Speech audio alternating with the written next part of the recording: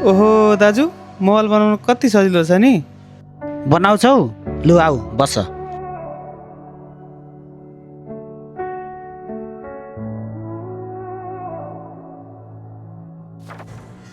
ला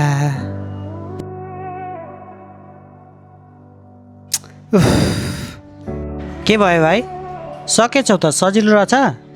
रोइन छ नि दाजु। तिम्रो मोबाइल गयो नि अब। जाऊ अब म प्याक गरेर दिन्छु, जाऊ जाऊ। तिम्रो बसको काम होइन यो।